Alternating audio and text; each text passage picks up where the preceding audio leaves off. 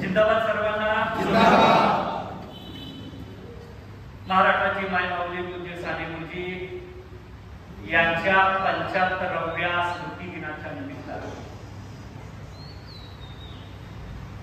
आणि कुंदवाडाच नाही तर कोल्हापूर जिल्ह्यातलं सेवादल उभं करण्यामध्ये ज्यांनी सारी हयात घालवली त्या सर्वांचे आधारस्तंभ साथी सुरेंद्रजी आलासे यांचं हे जन्मशताब्दी आणि म्हणून या दोघांच्या संयुक्त औचित्य साधून राष्ट्र सेवा दल कोल्हापूर जिल्ह्याच्या वतीनं आणि साधना मंडळाच्या सहकार्यानं कोल्हापूर जिल्हा स्तरावरचं आज हे कार्यकर्त्यांचं एक दिवसाचं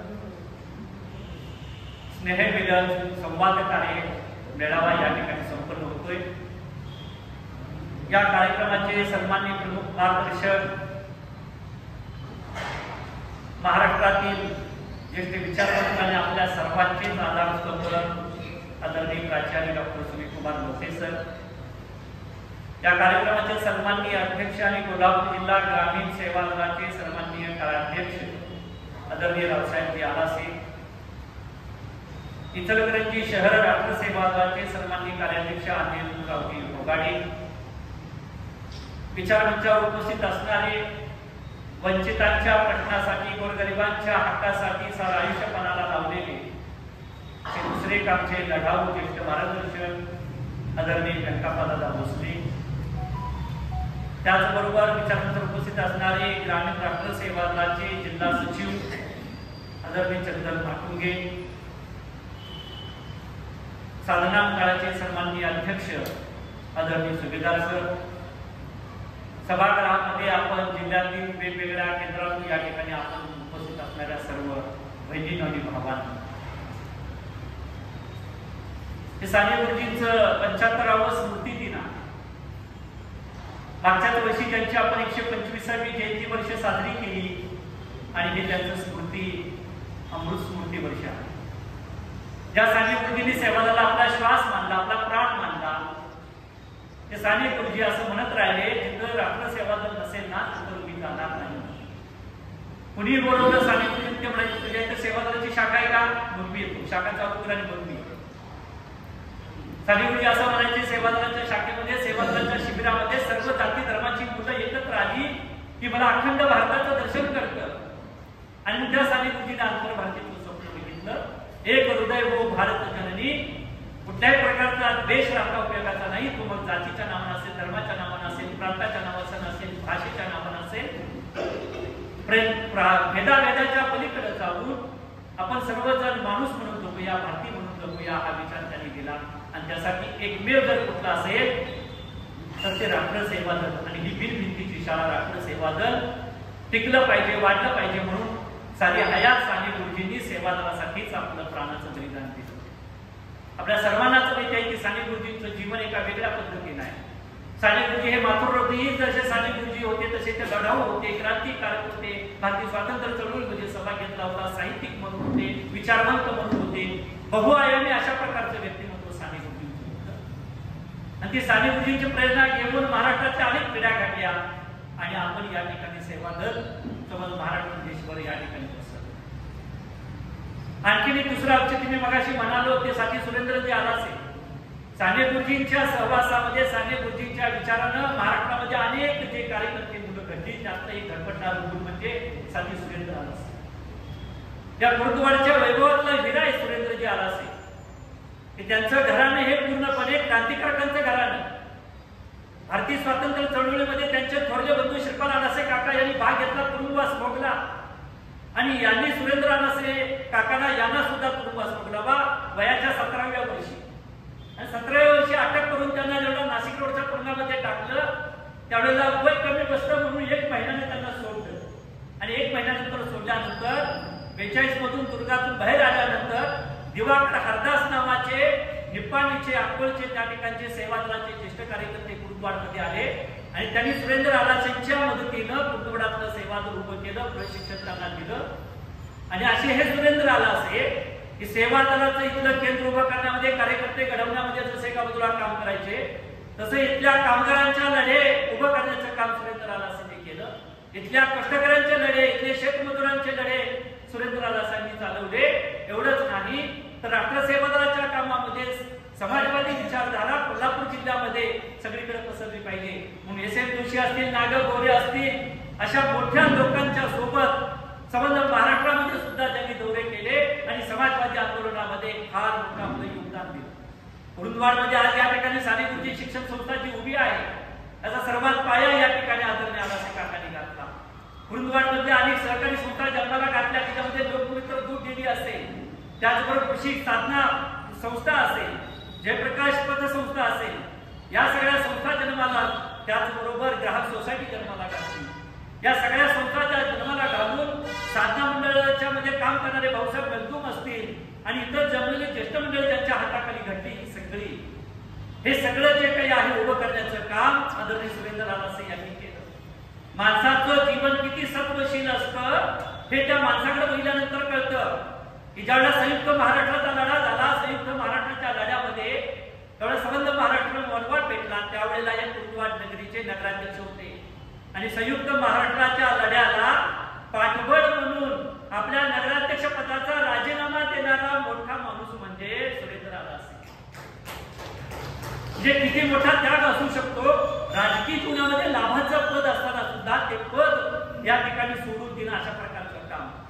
ज्या वेळेला एका बाजूला संयुक्त महाराष्ट्राची चळवळ सुरू झाली आणि त्याचबरोबर आणीबाणीचा काळ आला नंतरच्या काळामध्ये, तेव्हा आणीबाणीला विरोध करण्यासाठी या कुरुंदवाड नगरीचं पहिला ठराव करण्यामध्ये तेवढा नगराध्यक्ष रावसाहेब पाटील होते आणि त्या आणीबाणीच्या विरोधाचा निषेधाचा पहिला ठराव करण्याचं काम जी नगरपालिका केली ती कुरुंदवाड केली, ते आलासेंच्या म्हणजे अशा प्रकारचं एक चालतं महत्व ज्याला आपण विद्यापीठ म्हणू, ज्यांची समता आणि ममता ज्यांच्या जगण्याचा आधार होता असे सुरेंद्र आलासे, त्यांचं हे जन्मशताब्दीचं वर्ष. आणि अशा वेळेला कोल्हापूर जिल्हा हे राष्ट्र सेवा दलाचं केंद्र, आज देशातलं सर्वात ऍक्टिव्ह अशा प्रकारचं केंद्र आणि मग ते सेवा दलाचं केंद्र आजपर्यंत काम करणारे अनेक छोटी छोटी बेटा आहेत. परंतु आजच्या घडीमध्ये आपण वास्तव पाहतो ज्या पद्धतीने देशातलं वातावरण एका वेगळ्या अशा प्रकारच्या पातळीवर आलेलं आहे. माणूस माणसाचा शत्रू, धर्मामध्ये द्वेष आणि सगळ्या प्रकारची एक प्रकारची जी विषमतेवर आधारलेलं अशा प्रकारचं जे काही आज वातावरण दिसतंय. संविधानाला 75 वर्ष पूर्ण होऊन गेल्यानंतरही आणि स्वातंत्र्याचे या ठिकाणी आपण 80 वर्ष पूर्ण करत असताना सुद्धा आज देशामध्ये जी समता ममता, ज्या प्रकारचे जे काही प्रेम असायला पाहिजे, सौहार्द असायला पाहिजे, ते कुठेही आपल्याला या ठिकाणी दिसून येत नाही. अधिक चिघळत होत चाललेला आहे. धर्मवादी सत्ता या देशाच्या सत्तेवरती आलेल्या आहेत आणि ज्या पद्धतीनं एकूण समाज मानस गढूळ झालेला आहे, नवीन येणाऱ्या पिढीला आता समोरचं काय वाढून ठेवलं असणार आहे, तुम्ही हे सगळे अस्वस्थ आहोत. अशा अस्वस्थ काळामध्ये सुद्धा सेवा दलाचा सैनिक हा सेवा दलाचा विचार घेऊन इथून पुढच्या काळामध्ये ही विषमतेच्या विरोधातली लढाई आपल्याला करायची आहे. एका बाजूला गुरुजींचा विचार, दुसऱ्या बाजूला संविधानाचा विचार आणि त्याचबरोबर आलासे काकांची प्रेरणा घेऊन आपल्याला या समाजाचं परिवर्तन करण्यासाठी झटायचं आहे.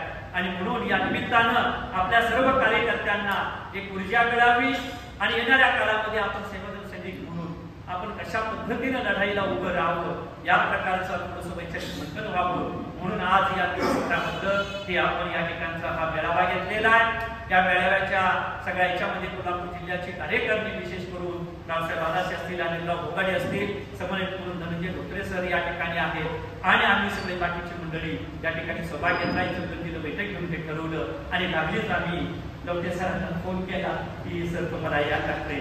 सरांनी सुरुवातीला म्हणले की नको माझ्यासारख्याला ते काय बोलू नको, पण आमचा सगळ्यांचा आग्रह होता. आमच्या प्रेमाची विनंती सरांनी मान्य केली, त्याबद्दल मी पुन्हा एकदा आनंद व्यक्त करतो. दुपारच्या सत्रामध्ये या ठिकाणी युवराज मोहिते मुंबईचे पत्रकार आणि जे सेवा दलाचे एक लाढव अशा प्रकारचे पत्रकार आहेत ते आपल्याशी संवाद या ठिकाणी साधणार आहेत आणि दुपारच्या सत्रामध्ये या ठिकाणी प्राचार्य डॉक्टर राजेंद्र कुंभार हे आपल्या सर्वांना मार्गदर्शन करणार आहेत. मी पुन्हा एकदा या ठिकाणी आदरणीय मान्यवरांचं आणि या ठिकाणी उपस्थित असणारे गडिंग्लज तालुका असेल, आजरा तालुका असेल, हातकणंगले तालुका असेल, करवीर तालुका, राधानगरी तालुका, शिरोळ तालुका, शाहूवाडी तालुका या सगळ्यातून ठिकाण पन्हाळा तालुका या ज्या 5-7 तालुक्यातून आलेले आपण सर्व सेवा सैनिक असाल, समविचारी संस्था संघटनांचे कार्यकर्ते असाल, तुम्हा सर्वांचं पुन्हा एकदा स्वागत आणि जिंदाबाद जिंदाबाद. शिवाजी जिल्हा शहराचा आज आहे आपली आयोजित मेळाव्याचे प्रमुख होणे आमचे आचार्य लोटे सर याला सेवादलाचे अध्यक्ष आलासे बाकी सर्व या सर्वांना पहिल्यांदा सत्य जय जय सर्वांना सत्यम जय जय. महाराष्ट्रामध्ये आणि देशामध्ये स्वातंत्र्यपूर्व काळामध्ये या देशातली व्यवस्था, या देशातली रचना, या देशाचा कारभार देश चालवण्यासाठी त्याची फार गरज होती अत्यंत. आणि त्या काळामध्ये शिवाजी यामध्ये स्वातंत्र्य आणि स्वातंत्र्याच्या नंतर सुद्धा शिवाजी कार्यकर्ते घडले पाहिजे आणि घडलेल्या कार्यकर्त्यांनी राजकीय विचार घेऊन त्याने या देशाचा कारभार केला पाहिजे किंवा देश बदलला पाहिजे. आपलं राष्ट्रसेवाचं असं समाजाचं असं त्यांचं ब्रीद वाक्य आहे की या देशातली ज्या ज्या विषमता आहेत, मग ते सामाजिक विषमता असेल, आर्थिक विषमता असेल, सांस्कृतिक विषमता असेल, या विषमता संपूर्ण या देशामध्ये संपत्तीवर आढळलेली समाज रचना निर्माण करावी ही कल्पना होती. आणि महात्मा गांधींनी तो संदेश सगळ्यांना दिला होता. गांधी असं म्हणत होते, महात्मा गांधीजी, की जोपर्यंत या देशाच्या सर्वसामान्यांच्या दलिताच्या दलित माणसाला जोपर्यंत न्याय मिळत नाही, त्याला मान सन्मान मिळत नाही, तोपर्यंत या देशाचं हे स्वातंत्र्य खरं नाही. म्हणून त्यांनी त्यासाठी त्यांचा जो अजेंडा होता तो या पद्धतीचा होता. शिवाजीरावांना सुद्धा तोच अजेंडा घेऊन, समाजवादी पक्षाने सुद्धा तोच अजेंडा घेऊन आपल्या देशामध्ये आणि महाराष्ट्रामध्ये आपलं उभा केलेला आहे. स्वातंत्र्यपूर्व काळानंतर सुद्धा काही काळापर्यंत शिवाजीरावांचं काम चांगल्या पद्धतीने ते सुरू होतं आणि त्याला गती वेगळी आलेली होती. आणि आज मी पाहतोय आज या ठिकाणी की आपण सर्व या ठिकाणी माझ्यासह म्हणतो की या सभागृहामध्ये मी मंडळी आलेले आहेत. सर्व जवळजवळ 70-65 ते 60च्या पुढच्या वयाची मंडळी आलेली दिसतात. आणि आज देशामध्ये आपण पाहतोय की ज्या ज्ञानाचा आपण कठोरपणे विरोध केला होता, या देशामध्ये सामाजिक संस्था आली पाहिजे.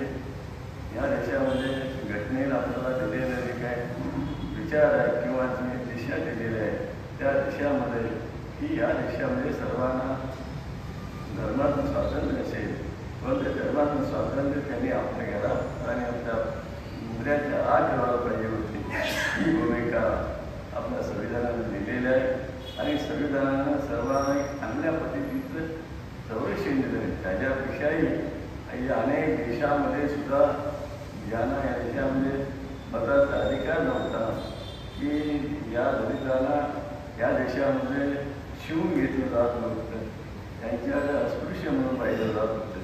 तो जो निशाला तो शिवला किंवा त्याची सावली पडली तरी या देशामध्ये विकास मानला जात होता. जसं दलितांच्याबद्दलची भूमिका होती तसंच स्त्रियांच्याबद्दल सुद्धा इथल्या या ब्राह्मणी हिंदू धर्माने, ब्राह्मणी हिंदू संस्कृती ज्या आहे त्या संस्कृतीने स्त्रियांना सुद्धा त्या ठिकाणी शूद्र मानून आणि त्यांचे अनेक असे ग्रंथ आहेत, त्यांची पुस्तकं आहेत आणि अनेक पुस्तकं. मी 10वीला असताना आपल्याची कादंबरी वाचलेली होती. त्यावेळी मी 10वीचा विद्यार्थी होतो आणि त्यावेळी मला हे जाणवलं की या देशामध्ये फक्त आम्हालाच आमचं अन्याय होतो असं नाही, स्त्रियांच्यावर किती भयानक अन्याय होतो हे याच्या पुस्तकामध्ये लिहिलेलं आहे. त्यानंतर त्या जोशी मॅडम ज्या होत्या, ज्या डॉक्टर झालं, त्यांच्या वाटेला काही काही दृष्टी आलेल्या आहे, यातनं आलेल्या आहे, हे आपण सर्व फिल्ममधून पाहिलेलं आहे किंवा त्यांच्या पुस्तकातून सुद्धा आपल्याला वाचायला मिळते. हे सर्व व्यवस्था हे काय संपलेली नाही. स्वातंत्र्य 75 वर्ष झाली. 75 वर्षाचे आता जो अलीकडचा 10 वर्षाचा काळ पाहिला की आता नंगा सुरू या देशामध्ये अर्वाचीन काळापासून या देशामध्ये सातत्यानं हे या देशामध्ये ब्राह्मणी संस्कृती आणि ब्राह्मणी वर्चस्व आणि ब्राह्मणी वर्चस्व टिकवण्यासाठी त्याने केलेले जे काय हे त्यांचे जे विचार आहेत त्या विचाराला त्यांनी आपल्याला सोडून बाकी सर्व हे गुलाम आहेत ते सर्व शूद्र आहेत अशा पद्धतीची भूमिका घेऊन त्यांनी या देशामध्ये वेगळ्या पद्धती रचना करून त्यांचा जरी संघ 1925ला स्थापन झाला असला तरी त्याने मात्र ते विचारावर काम करतात विचारासाठी काम करतात ही भूमिका आपण सगळ्यांनी ती त्याने घेतली आणि त्या याच्यामध्ये अलीकडच्या काळामध्ये रावसाहेब त्या काळामध्ये यशस्वी झाले यांना सत्तेवर आणण्यासाठी आपणही त्याला जबाबदार आहोत यामध्ये साम्यवादी असतील समाजवादी असतील काँग्रेसवादी असतील हे या सर्वांचे आपले जे सरकार आले याचा भाग आपल्याला आहे आणि आपण ते नाकारू शकत नाही आणि आज हा पाहतो की या देशातली जर आज संविधानावर संकट आलेलं आहे लोकशाहीवर संकट आलेलं आहे या संकटातून मुक्त होण्यासाठी किंवा हेच आलेले काळे डे बाजूला काढण्यासाठी किंवा आम्हा सर्वांना लढावं लागेल आणि लढण्यासाठी आता 60-65 वर्ष त्याच्या तरुणांना घेऊन आपण काय लढणार आहोत सेवादलाचं काम जसं हा त्यांच्याकडे पाहिलं की तुम्ही त्यांच्या अलीकडचे जे त्यांचे जे काय RSS ते त्यांचं दगडून किंवा त्यांचे लाठी वेळी घेऊन ते चाललेलं पाहिल्यानंतर की मी असं काय मला पश्चाताप होतो की मी खरोखरच या महाराष्ट्राचा जन्म झाला आहे किंवा समाजाचा जन्म आला का हे चित्र आम्हाला मी जवळ 1969 साली बसून मी समाजवादी पक्ष सेवादा या सेवादा याच्यामध्ये काम करत राहिलो त्यावेळी आम्हाला करूनच नाही त्यावरती मी ज्यावेळी 10वीला होतो 7वी 9वीला असो तरी चंद्रकांत पाडगावकर सर आणि दत्ता शिंदे आमच्या त्या गजामध्ये आपल्या स्टँडवर असणारी शाळा ज्या मुस्लिम हायस्कूल त्या मुस्लिम हायस्कूल त्या ग्राउंडवर ते शहराच्या शाखा घेत होते आणि त्या शहराच्या शाखेमध्ये आम्हाला ते गुण द्यायचे आम्हाला एक वेगळ्या पद्धतीचं विज्ञानवादी राष्ट्रवादीची गाणी आम्हाला ते म्हणून घ्यायचे त्यांच्याकडे पाठ करून घ्यायचे हा एक हे विचार मी ते अनुभवलेले विचार आहे एवढंच नाही तर मी ज्यावेळी 1969 साली ज्या गावाला आम्ही भेट दिलेली होती महाराष्ट्रामध्ये समाजवादी पक्षाने अशी भूमिका घेते की भारताच्यामध्ये गांधींचा आणि बाबासाहेबांचा जो संघर्ष झाला 1932 साली त्या संघर्षातून आपण सर्व लोकांना विचार केला गांधी म्हणाले की आता जसं स्वातंत्र्याचे आपल्याला पाहिजे आहे किंवा ते अत्यंत महत्त्वाचं आहे त्याचप्रमाणे या देशातली विषमता या देशातली जातीवर आधारलेली व्यवस्था सुद्धा आपल्याला कमी केली पाहिजे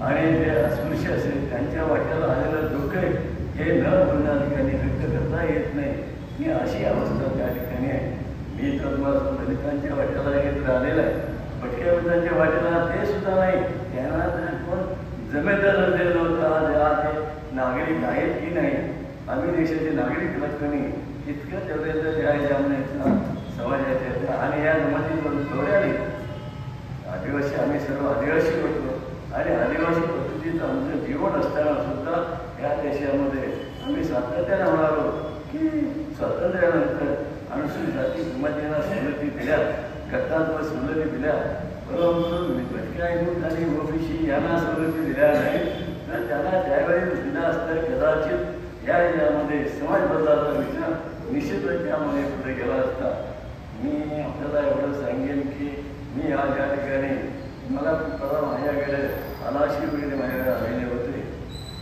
त्यांना त्या ठिकाणी मग चर्चा करत असताना मी त्यांना बोललो की एका बाजूला आपल्या विचारासाठी अगदी जेव्हा राग करून राबणारी ही विषमवल्ली असणारी ही RSSची संघटना आणि आपलं काय RSSच्या विचाराचं मी त्यांचं कौतुक करतो असं नाही ते विचारासाठी काम करतात विचारासाठी ते त्याग करतात आणि त्या जगातून त्याने आपली इच्छा जी इच्छा होती त्याप्रमाणे त्याने या राष्ट्रामध्ये आपलं पाय रोवलेलं आहे आपल्याचं काय दिसतंय आपण काय करतो आपण फक्त स्वतःच्या पायावर करतो शिवादलाचं नाव घ्यायचं आणि शिवादलाच्या जीवावर जगायचं ही जी प्रवृत्ती आहे ती का तर काय सांगतो की इतर आमचे मित्र गुरुवारी मित्र आमचे वसंत पाठक सर आलेले मी माझ्या वसाहतीमध्ये एक सेवादलाची शाखा काढली एक त्या वसाहतीला संघटित करून उभा करण्याचं काम केलेलं होतं आणि त्या ह्याच्यामध्ये ते त्या ठिकाणी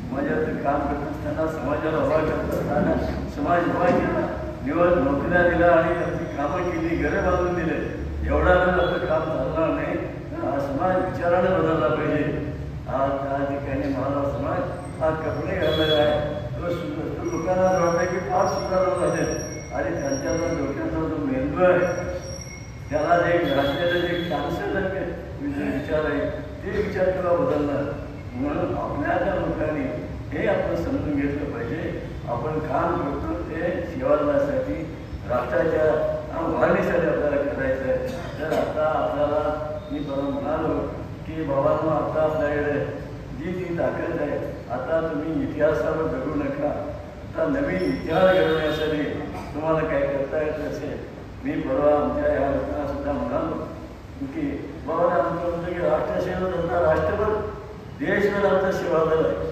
म्हणजे भारतीय सेवा दल आहे तर RSS कसं आहे उगवलं या ठिकाणी त्यांना कशी संधी मिळाली तर आपल्यासारखे आत्मसंतुष्ट लोक आहेत बिहारमध्ये आमचे 5 लोक असतील तिथं आम्ही गेल्यानंतर ते म्हणणार की सेवा दल तिथं आहे बेंगलोरमध्ये आहे गोव्यामध्ये आहे अशा पद्धतीचं स्वतःच्या आत्मसंतुष्टीनं आम्ही त्यावर समाधान मानून घेतो आणि त्या ह्याच्यातून आपण सेवादलाची फसवणूक करतात आपलीही फसवणूक होते आपल्या सुद्धा समजत नाही ह्या ह्याच्यामध्ये आपल्याला मूलभूत असं बदल करावा लागेल आणि मी म्हणालो आता आपल्या या सेवादलामध्ये सुद्धा ती भांडणं आहे जे पुरोगामी लोक असतील त्यांच्यात भांडणे सेवादलात भांडणं अनेकमध्ये भांडणं सुद्धा निगम संस्थेमध्ये भांडणं अनेक पक्षामध्ये भांडणं आणि या विद्रोही चळवळ आमची आहे त्या विद्रोही चळवळीमध्ये एक विद्रोहीचं आता 5-6 विद्रोही झालेलं आहे कसला क्रांती करता तुम्ही कसला बदल करणार आहे तुम्ही समाजामध्ये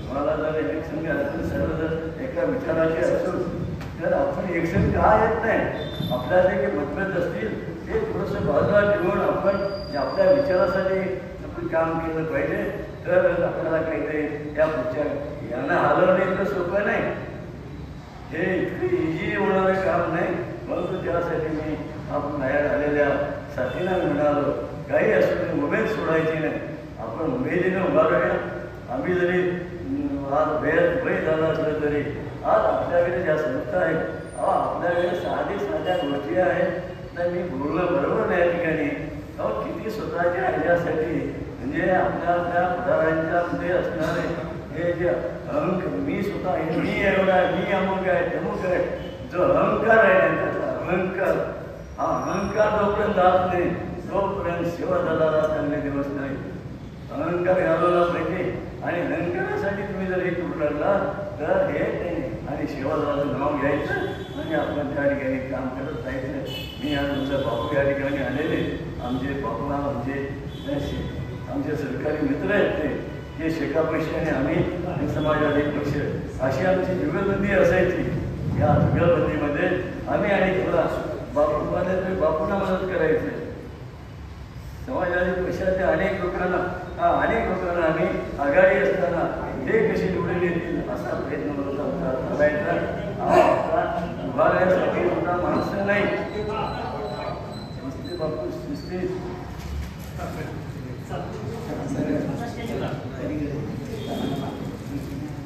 म्हणून मी आपल्याला इथे टीका करण्यासाठी आलेलो नाही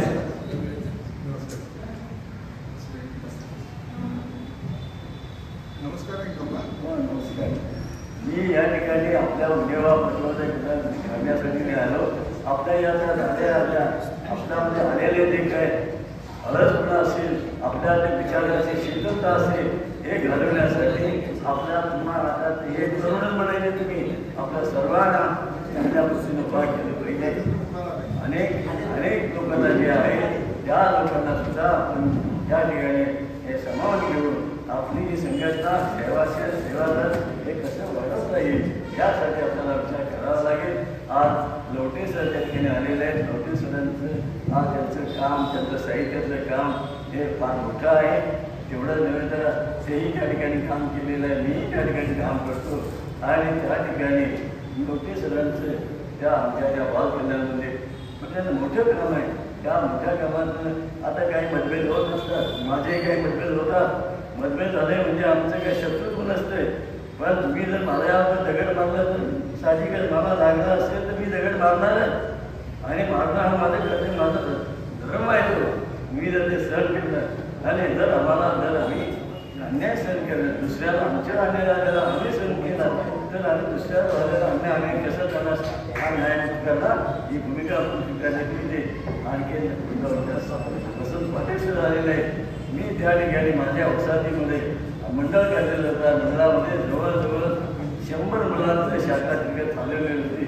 100 मुलांची शाखा चालवली. पाटेश्वर मॅडम नाडेश्वर आणि आमचे भरत वाटकर हे तिघाही त्या ठिकाणी आलेले होते. आता त्या आंतरभारतीचं त्यांच्या शिक्षण क्षेत्रातलं त्यांच्या संस्थेचं एकमेकाचे वेगळे हे का मला माहिती नव्हतं. परंतु चांगली चाललेली शाखा त्या ठिकाणी त्या 6 ठिकाणा म्हणाला तुम्ही जर शाखेवर गेला तर तुम्हाला आम्ही बघून घेऊ. अशा पद्धतीत आमचेच त्या ठिकाणचे प्रमुख होते, त्यांनी तिथे सांगितलं. अशा पद्धतीने म्हणल्यानंतर मी त्या ठिकाणी हे लोक घ्यायचे बंद झाले. मी 1 वर्षभर त्या ठिकाणी ती शाखा चालवली आणि त्या शाखेसाठी मी माझ्यापर्यंत जेवढं खर्च करता येईल आणि मी आतापर्यंत कोणाकडं वर्गणी करा, हे करा आणि त्या काळामध्ये जागा चळवळीचं असू दे, काँग्रेसच्या चळवळीमध्ये असू दे, भाजपचं काय त्याचा विचारच करायचं नाही. आता पोटा पाण्यासाठी चळवळी वाढलेले लोक विचारासाठी आपण चळवळी करतो. आता लोक पोटा पाण्यासाठी चळवळ करतात. ज्या एखादी चळवळ उभी करायचं त्यातून आपल्याला काय आपला हेतू साध्य होईल का, आपला आर्थिक हित साध्य होईल का, अशा पद्धतीची भूमिका घेऊन या देशामध्ये आता वेगळ्या पद्धतीचं विचार आला. आता अधोगती आलेलं आहे, पुरोगामी विचाराला अधोगती आलेली आहे. तरी सुद्धा तुम्हाला सर्वांना हा विचार जिवंत ठेवला पाहिजे आणि हा विचार पुढे घेऊन जायला पाहिजे. त्यासाठी आपण सर्व लोकांनी या ह्याच्यामध्ये सहकार्य करूया. आपल्या त्या तरुण मुलांना त्या यामध्ये या सेवादलामध्ये पाठवूया आणि त्या यातून आपल्या ज्या संस्थेच्या मुलांना एक 10 मुलं जरी आपण संस्थेचं तयार केले तरी सेवादलाचं हे जिल्ह्याचं शालेय संघटन सेवादल संघटन चांगलं उभा राहील. अशा पद्धतीची मला अपेक्षा आहे आणि ते होऊ शकेल. त्यात का फार मला अवघड असं काम आहे असं नाही, आपण ते करूया. आणि आम्ही जर जुने लोक आहोत त्यांच्या सगळ्यांचंच आम्ही तुम्हाला सहकार्य देण्याचं काम निश्चित करू. आणि याबद्दल मी हे सांगतो की माझ्या वसाहतीमध्ये आमच्या आश्रमशाळेच्या ह्याच्यामध्ये गेली आश्रमशाळा सुरू करून आता किती 28 वर्ष झाले, 32 वर्ष झाले. शाळा सुरू झाल्यापासून मी आपल्या त्या लोकांना सांगत होतो. वसंत पाठकलाही घेऊन गेलो, माळेश्वरला घेऊन गेलो, बरंच ऐकून गेलो. बाबा इथे एवढी मुलं आहेत आणि सगळे हे आश्रमवासी मुलं आहेत. या आश्रमवासी मुलांना आपण त्या ठिकाणी सेवादलाचं संस्कार देऊया, विचार देऊया, अशा पद्धतीची भूमिका मांडली. परंतु त्याच्यामध्ये फार मोठं या कारणानं ऐकलं आणि या कारणानं सोडून दिलं. नंतर मी थांबलं आणि विषयानं झाला डॉक्टर सरांचं एवढं काम मोठं काम त्या ठिकाणी केलं. मी त्याला होतो मी एकदा त्या संस्थेमध्ये गेलो होतो त्या बालकल्याणामध्ये आणि बालकल्याणामध्ये गेलो असताना आणि मी त्या समोर जात होतो. त्या ठिकाणी आमचा जो मुलांचा 1 दिवसाच्या मुलांचा सुद्धा एक विभाग होता, तो काहीच होता. आणि मी समोर गेलो त्यावेळी लोटेस 2 दिवसाच्या मुलाला हातात घेऊन आणि त्या ठिकाणी ते उभारले होते. त्या मुलाचे डॉक्टर नर्स साहेब होत्या, त्यांना समजा सांगत होते. आता एवढं काम केलेल्या माणसांना त्यांनी त्या ठिकाणी जो विकास झाला त्या विकासामध्ये लोटे सरांचं त्यातलं योगदान आम्हाला नाकारता येणार नाही. परवा एक आमचा प्रसंग आला. मी आता अतिशहाणे म्हणतो ना, मी अतिशहाण्याने त्या ह्याचा मी एक अंक काढायचा होता. अंक काढायचा होता. त्या अंकासाठी 12 त्यामध्ये लोटे सरांचे त्या ठिकाणी एक वर्ग पण काही भुरसटलेले विचाराचे लोक होते. त्या भुरसटलेल्या लोकांनी त्याला विरोध केला. मी त्यांना म्हणालो तुझा भ्रष्टाचाराचा विचार हे केव्हा जर संपवून नसेल तर हे त्या संस्थेमध्ये आणि समाजामध्ये विचार वाढणार नाही. म्हणून मी अनेक अडचणी आणि मी त्या ह्याच्यामध्ये बोलू शकत नाही. आमची जिव्हाळ्याची मैत्रीचे संबंध होते समाजाच्या पक्षामध्ये. मग शंकर दोंडे असतील, श्रीपतराव शिंदे असतील, मी तर रघुनाथ नेमिने असतील, सुधाकर मुळे असतील, या सर्वांच्या बरोबर शंकरराव निर्मळ असेल त्याच्याबरोबर मी काम केलेलं होतं आणि आताही त्या विचारानं काम करतो. आणि या ठिकाणी बोलवलं मला त्या ठिकाणी मी मला बोलले मित्र हो, साने गुरुजींच्या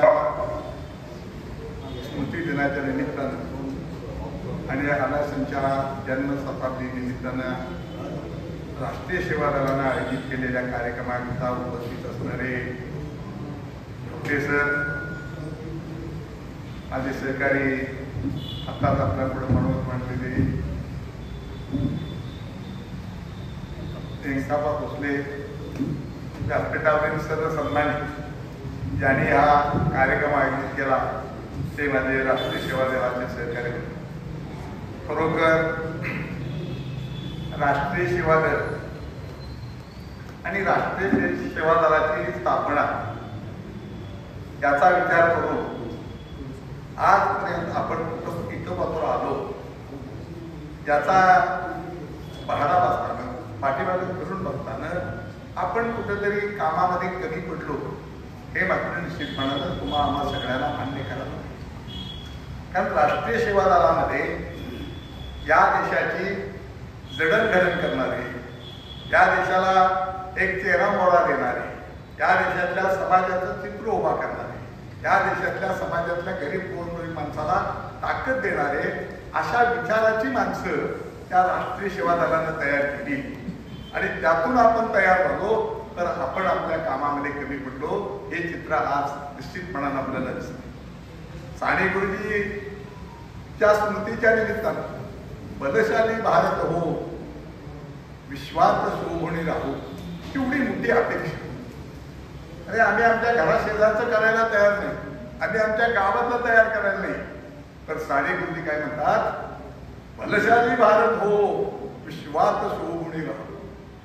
ही त्यांची कविता होती, हे त्यांची वाक्य होती, ती तुम्हाला चालना देत होती, प्रेरणा देत होती. आता जर ते ऐकले तरी सुद्धा अंगात सुरसुरी आणताय, तर ती सुरसुरी शेवटपर्यंत टिकवण्याकरता म्हणून आम्हाला उद्याच्या काळामध्ये वचनबद्ध होणं हे या राष्ट्रीय सेवा दलाचं काम आहे. आणि ते काम आपण तुम्ही आणि आपल्या सगळ्यांनी मिळून नेताना करणे गरजेचं. साथी आलाशे साहेबांनी आपल्या जीवनामध्ये जे काही आपल्याला करता येते, जे काही घडवता येते ते घडवण्याचं आणि प्रामाणिकपणानं समाजाची सेवा करायचं काम. आणि या सगळ्यांच्या स्मृतीच्या निमित्तानं, आठवणीच्या निमित्तानं आणि राष्ट्रीय सेवा दलाच्या अधिवेशनाच्या निमित्तानं तुम्ही अनेक जलगी जमल्यानंतर आज तुमच्या आमच्या समोर असंख्य प्रश्न तयार झाले. व्यंकटाबा मगाशी म्हटले, व्यंकटाबाने काही कथा सांगितल्या, हे घडत असतं. समाज घडवत असताना, समाज परिवर्तन करत असताना ती वाट सुकर नाही, ती वाट भयानक अवघड आहे. एखाद्या वेळेला एखाद्या खुर्चीवर जायला, सत्ता मिळवायला वाट सोपी आहे, तर समाज परिवर्तनाची जी वाट आहे ती इतक्या सोप्या पद्धतीनं तुम्हाला साधणं, त्याच्यापासून पोचणं आणि त्याच्यातून परिवर्तन घडवणं एवढी सोपी गोष्ट. आणि म्हणून उद्याच्या काळामध्ये या देशामध्ये काय कमी आहे, काय जास्त आहे आणि कुठं काय चाललंय याच्यापेक्षा सुद्धा या देशातला समाज, जी माणुसकी म्हणून या समाजामध्ये होती, जी काही समाजाची मूल्य होती, सुसंस्कृतपणा होता, ती सगळी एका बाजूला वळसणीला फेकून राज्य आणि देश चालवणाऱ्या माणसांच्या हातात आपण सत्ता दिली. हे तुमचं आमचं खरं दुर्दैव. सत्ता कोणाच्या हातात जाते गेल्याबद्दल रोष राहत नाही, पण त्यापासून समाजावर जे काही परिणाम झाले याचा मात्र राग तुमच्या आमच्या मनामध्ये असला पाहिजे. कारण सगळ्याच राजकीय पक्षाची विचार प्रणाली काय असेल, त्यांचा शासन करता कसा असेल याच्याशी माझं नव्वत नाही, पण त्याचे समाजावर जे काही परिणाम होत आहेत त्याची मात्र निश्चितपणानं तुमच्या आमच्या मनामध्ये खंत असणे गरजेचं आहे. कारण या देशाला स्वातंत्र्य मिळून 2 वर्षे कमी नाही तर 80 वर्ष झाली. आणि आज आपण सगळी अवस्था बघतोय. काय चाललं या देशामध्ये? काय शाश्वत आहे या देशामध्ये? या राज्यामध्ये सामान्य माणसाचं जीवन शाश्वत आहे का? त्याचा जगण्याचा मार्ग शाश्वत आहे का? त्याचा भविष्य शाश्वत आहे का? याचा जर आपण विचार करायला लागलो तर मात्र आपल्याला खेदानं दुःख वाटल्याशिवाय नाही. आणि त्या वेळेला समाज सुसज्ज होत नाही, सुसंस्कृत होत नाही, बलशाली होत नाही. तो वापरून आपण किती जरी काही म्हणलं तर त्या समाजाची उंची, त्या समाजातल्या कष्ट आणि श्रम करणाऱ्या माणसाचं जे काही समाजामधलं स्थान आहे ते स्थिर होऊ शकते. आपण बघतोय आज या देशातल्या राज्यकर्त्यांनी ज्या यंत्रणा चालू केलेल्या आहेत, पोलीस यंत्रणा घेतली, टीव्ही उघडा, बातमी लागली तर या देशामध्ये होणाऱ्या गुन्ह्यामध्ये जास्तीत जास्त पोलिसांची साथ असून या देशात आज गुन्हे घडतायत. म्हणजे ज्यांनी आम्हाला संरक्षण द्यायचं, कायद्यानं संरक्षण द्यायचं, तीच माणसं या गुन्हेगाराच्या पाठीमागे उभा राहून आज समाज चालवायला लागले आहेत आणि समाज मुकाट्याने सहन करतो. कोण बोलायला तयार नाही, त्याला कोण विरोध करायला तयार नाही. त्या ऐकायचं, बातमी झाली की जरा बसायचं आणि परत जगण्याच्या पाठीमागे लागायचं. हे दुष्चक्र आज सुरू आहे. आज आपण बघतोय की या देशामध्ये संपत्ती नाही असं नाही आहे. या देशाच्या संपत्ती अगणित संपत्ती आहे. तर त्या संपत्तीचं वाटप, ते संपत्ती या श्रम आणि कष्ट करणाऱ्या माणसांना मिळाली पाहिजे होती. अशा विचारधारणेची माणसं मात्र आपल्या देशात स्वातंत्र्यानंतर राजकारणामध्ये आपल्याला भेटली नाही. श्रमाला किंमत देणारे, श्रमाला प्रतिष्ठा देणारे अर्थकारण या देशात सांगणारे अर्थशास्त्रज्ञ तयार झाले नाही. हे आज तुमचं आमचं दुर्दैव आहे. एका बाजूला कोट्यावधी हजारो कोटी रुपये असणाऱ्या माणसं जगात श्रीमंतीमध्ये नंबर देणारी माणसं आहेत आणि दुसऱ्या बाजूला सरकार देणाऱ्या फुकटच्या धान्यावर पोट भरायला मिळते म्हणून समाधान मानणारी माणसं आहेत. हे या देशाचं जे काही दुष्चक्र आहे ते निश्चितपणाने बदललं पाहिजे. माणूस किती गरीब काय किती असला, आधी भिकारी असला तरी सुद्धा तो कष्ट केल्याशिवाय, श्रम केल्याशिवाय खायला तयार लागत नाही. किमान चार घरामध्ये जाऊन भिक्षा मागून खायला मागतोय. तरी फुकटचं धान्य रेशनचं तुमच्या आमच्या घरात यायला लागलं आणि तुम्हा आम्हाला या देशाचा परत गुलामगिरीकडे जावं लागते का? इतकं नेभळत तुम्हा आम्हाला तयार करावं लागलं. हे आजचं चित्र. आणि म्हणून साने गुरुजींच्या निमित्तानं तुम्ही आम्ही कुठेतरी एकत्र मंथन केलं पाहिजे, विचार केला पाहिजे. आपल्या पोथीप्रमाणे जे होते ते प्रामाणिकपणाने केलं. खरोखर सामाजिक काम करणाऱ्या माणसांच्या प्रतिष्ठा संपल्या. त्याला कोण विचारायला तयार नाही. एखादी गुंडगिरी करते, मटका चालवते, त्याला मात्र लोक हार घालून सगळ्याला बोलतात, प्रतिष्ठा देतात. तर सामाजिक काम करणाऱ्या माणसाला मात्र कधी काही बसायला प्रतिष्ठा द्यायला माणसं तयार नाहीत. इतकी माणसं दुबळी झाली की ज्या समाज काम करणाऱ्या माणसाने हा महाराष्ट्र, हा देश तयार केला, त्या देशामध्ये आज सामाजिक काम करणाऱ्या माणसाची उणीव आहे. ती माणसं निराशेनं म्हणतात तुम्ही काम सगळं सांगताय, तर माणसाला कुठं पाहिजे? अहो माणसाला का नको झालंय? माणसं अशा पद्धतीने काय वागायला लागली? ह्याच्यामुळे अशी शिराची ताकद ही सेवा दलाशिवाय इतर कुणाकडे नाही. आणि हेच काम उद्याच्या काळामध्ये तुम्हाला आम्हाला करायचं आहे की ही ताकद, हा विचार, ही माणुसकी उद्याच्या काळामध्ये कशा पद्धतीनं वंचितावस्थेत आणता येईल आणि या देशामधलं, या राज्यामधलं जे काही नवं चित्र आपण अपेक्षित करतो, जे नवं आपण मागतोय. मग अशी सांगत असताना त्यांना आपण सांगितलं आपली वसतिगृह कशी चाललेली आहे. लवटे सदांच्या बद्दल आपण बोलायला नाही. त्यांनी तपस्व्यासारखं ते काम स्वीकारलंय, ते आयुष्यभर त्या कामामध्ये आहे. परंतु एकंदरीत शासनाचा त्याकडे बघायचा दृष्टिकोन जर बघितला तर उदासीन आहे. कारण त्यांना मताचं राजकारण करायचं, त्यांना समाजाच्या कल्याणाचं काम करायचं नाही. आणि म्हणून हे शासन करते मताचं राजकारण करण्याकरता समाजातल्या अशा समाजसेवा संस्था असतील, समाजसेवा करणारे नेते मंडळी असतील, कार्यकर्ते असतील, त्यांच्याकडं अगदी उपेक्षेने बघत असतात. आणि म्हणून आपल्याला ही जी उपेक्षा आहे हे मनामध्ये ठेवून खंबीरपणाने तिच्या पाठीमागे उभा राहून उद्याच्या काळामध्ये या परिस्थितीला तोंड देण्याची ताकद तुमच्या आमच्यामध्ये साने गुरुजींच्या किंवा या समाज यंत्रणेमध्ये आतापर्यंत सेवा दलाच्या राष्ट्रीय सेवा दलाच्या निमित्ताने जे काम केलेलं आहे त्याच्या अनुषंगाने माणूस कसं माणूस का हट्टी पाहिजे. साने गुरुजींची एक गोष्ट आहे. साने गुरुजी अमळनेरच्या एका शाळेतल्या वसतिगृह चालू. त्या वसतिगृहामधले बरीच मुलं गरीबाची होती. एक थोडासा ऐपतवानाचा मुलगा होता. तो मुलगा काय करायचा, त्याच्या घरातल्या ऐसरामीसारखं तो उठायचा, आपले हंतरून पांघरून काढणं किंवा शिस्त करणं किंवा मदत करणं ह्यापेक्षा मला कुणीतरी मदत केली पाहिजे अशा आविर्भावात असायचा. त्याच्या मनामध्ये थोडासा निर्निगंड होता. साने गुरुजींसारख्या पवार माणसाने त्याचं परिवर्तन केलं. त्याला कधीही ते बोलले नाही. तो गेला घात करून इसकटलेला असलं तर घडी घालून व्यवस्थित तिथं ठेवायचं. ते पोरगं म्हणायचं आणि म्हणा मी बळकट काढत नाही, माझी बळकट कोण ठेवतोय. तर बऱ्याच दिवसाला त्या पोराच्या डोक्यात प्रकाश पडला. परिवर्तन कसं असतं तर त्या मुलाच्या डोक्यात परिवर्तन झालं. अरे घडतंय कसं हे बघण्याकरता म्हणून त्या एका खिडकीतनं बघत असताना साने गुरुजी त्याच्या अंतरुणाची घडी घालतात, ते व्यवस्थित ठेवतात आणि मग त्याच्यात परिवर्तन झालं आणि तो मुलगा साराच्या समाजातून पाया पडला आणि भविष्यामध्ये मी माझं काम स्वतः करेन ही प्रवृत्ती तयार झाली. अशा एका ताकदीचा, अशा एका शिकवणीचा एवढा मोठा माणूस याचा तुमच्या आमच्याजवळ विचाराचा धागा आहे.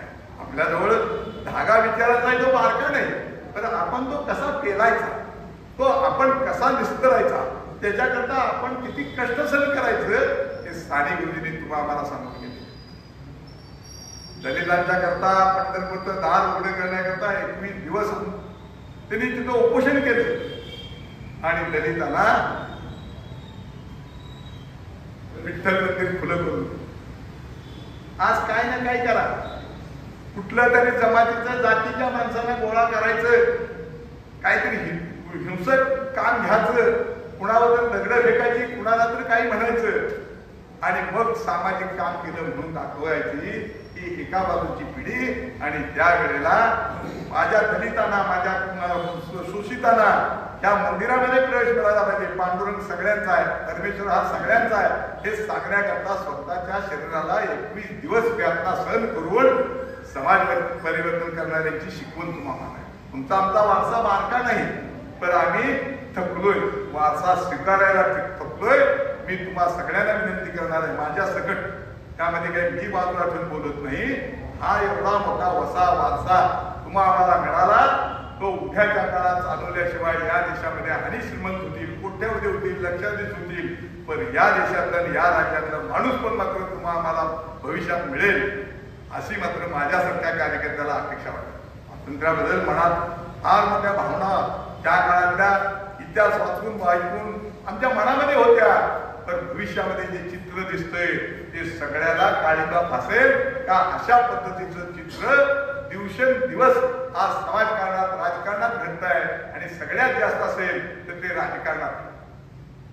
राजकारण समाजकारण हे करत असताना जी मूल्ये पाळायची असतात, जे सुसंस्कृतपणाला असावा लागतो, तो आज समाजातनं कमी व्हायला. त्याचा देखावा करणं, त्याचं प्रदर्शन करणं, लोकांना भुरळ पाडणं आणि लोकांना जसं रेशनचं धान्य फुकट द्यायचं तसं मताच्या वेळेला 1000-2000 फुकट आणून द्यायचं आणि राज्य करायचं, ही जी काही संस्कृती, हा जो विचार या देशात यायला लागला, तो या देशाचा स्वाभिमान घाण घालेल का अशा पद्धतीची परिस्थिती. अरे आम्ही बारके नव्हतो, 200 वर्ष इंग्रजांनी राज्य केलं, त्यांना सुद्धा हाकलून देण्याचं काम या भूमीतल्या या भूमिपुत्राने केलं. आणि त्यामध्ये आम्ही आज दिनवाणी जगायचं मागतोय. त्या काळ्या मातीची सेवा आम्हाला आता करायला नको झाली. ही अभ्यास केला लोटे सर की आता आमच्याकडे शेती करायला कोण तयार नाही, भागानं सुद्धा करायला तयार आहे. ते म्हणजे नको तुमची जमीन काय करायची घेऊन ती, म्हणजे ज्या काळ्या मातीनं समाज उभा राहिला, माणूस उभा राहिला, स्वाभिमान आला, देशाच्या माती करता म्हणून शिवाजी महाराजांनी स्वराज्य स्थापन केलं. ती माती आता समाजातल्या माणसाला नको नकोशी व्हायला लागलेली आहे. नको म्हणतात ते काय नको, त्यात काय कोण मिळत नाही, हे फुकटचं मिळतंय ते आपण बघूया. आणि ती काळी आई सुद्धा आज तुमची आमची वाट बघते. काय अरे ह्या मातीतनं मी सगळं उभा केलं, ते माझी लेकरं उद्याच्या काळामध्ये माझ्याकरता काय करणार आहे. आणि म्हणून मी तुम्हाला या निमित्तानं सांगणार आहे, त्या काळ्या मातीची आस भागवण्याकरता या राष्ट्रीय सेवा दलाच्या निमित्तानं तुम्ही आम्ही भविष्यात असं पाऊल टाकूया की ते माझ्या काळ्या न वाटावं की हे माझं संरक्षण केल्याशिवाय, हे मला सजविल्याशिवाय आणि माझ्याबरोबर समाजाला सजविल्याशिवाय राहणार नाही, अशी शपथ घेऊया आणि त्या निमित्तानं आपण कामाला लागूया. एवढीच या निमित्तानं आपल्याला विनंती करतो आणि मी माझे 2 शब्द संपवतो.